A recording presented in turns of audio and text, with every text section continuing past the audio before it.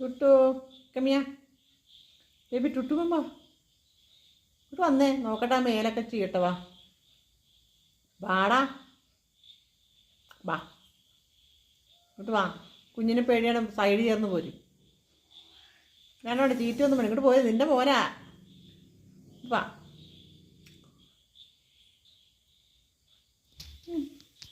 നീ ആരെ പേടിക്കണത് കുഞ്ഞല്ലേടാ അത് വാ കയറി വാ കയറി വാ